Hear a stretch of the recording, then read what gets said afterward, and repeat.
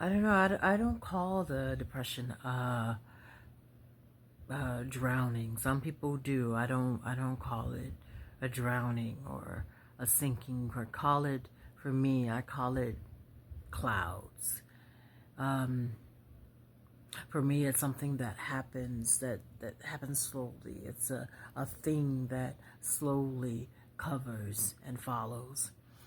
It's a heaviness. It's a heavy in your chest, not like a heart attack, but um, a thing that is heavy. Um,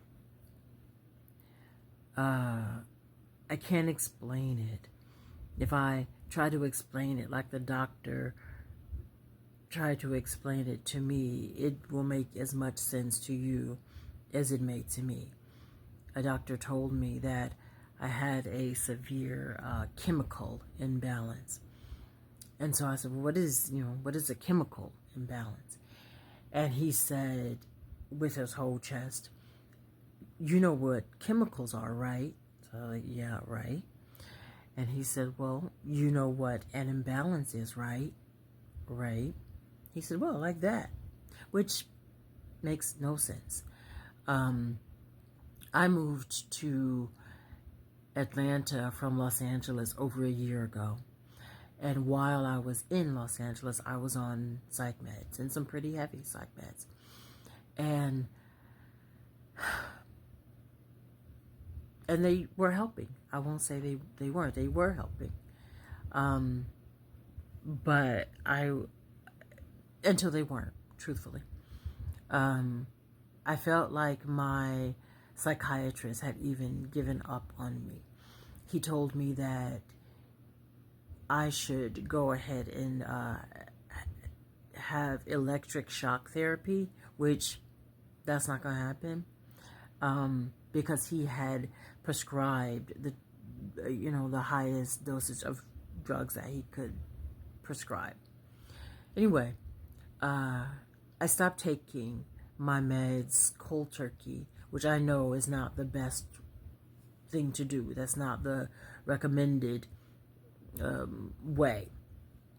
But I stopped when I moved out of state over a year and a half ago. I'm not a year and a half, but over a year ago. And I stopped because one of the meds that I was on was lithium, and because of how lithium affects your kidneys, you have to be under a doctor's care, and I didn't have a doctor, and I just decided to give that up along with all of the rest of the meds. And so I managed my mental health with my diet and daily exercise and taking naps and avoiding triggers where I could. And I did great. I was doing well, and I was very surprised and incredibly thankful that I went so long with no depression, no mania. I am diagnosed as bipolar 1, but no depression, no mania. And it was great. And every day I was like, what? I am killing it. And then the last few days have been heavy. And not like it's just a bad day heavy.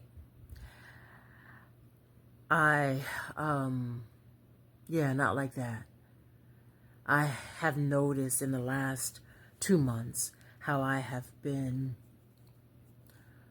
not sad, but slowly self-isolating. Not going to church, not talking to my friends like I normally would, not exercising, not going for walks. I could easily I work from home, so I could easily just be in the crib for a whole week straight and literally not even go out to get the mail. I could just work and work and work and work and write and write and paint and put up a good Facebook or social media face, because that's the market I use to make money. But so I'm doing the work there and presenting there, but I knew something was up. And I wasn't sad about it. I was disappointed. I don't know if disappointed is the word, but I felt like I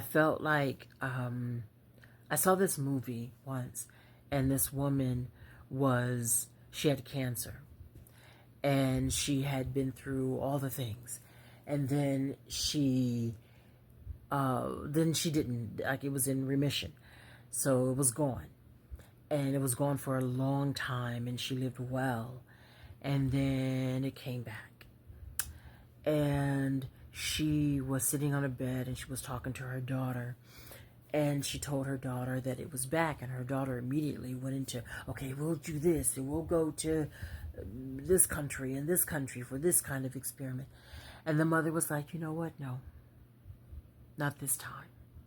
I just don't have the fight this time. And that's how I felt. All day yesterday, all day the day before, that's how I felt. I felt like, you know what? I have been doing so well,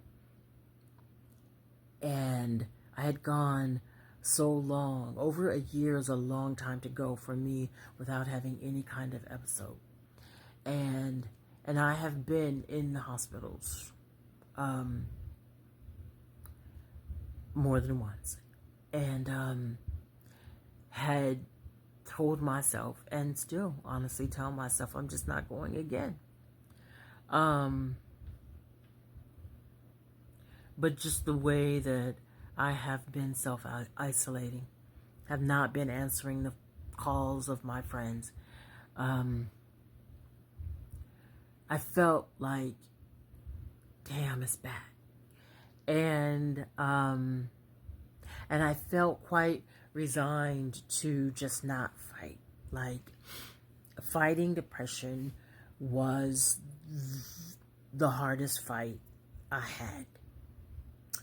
I went a long time with that fist in my chest, and I was never at I want to die, but I was at I cannot live like this for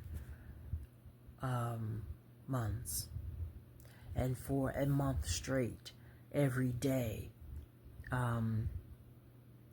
I was committed to not living like this at whatever cost.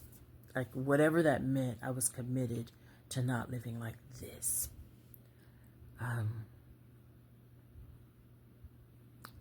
And so today I'm at,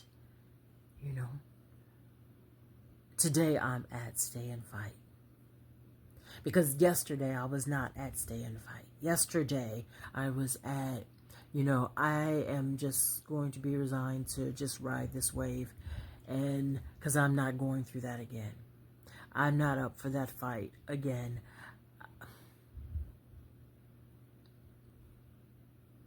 So,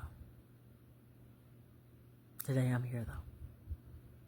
And if you are going through anything like this, stay and fight.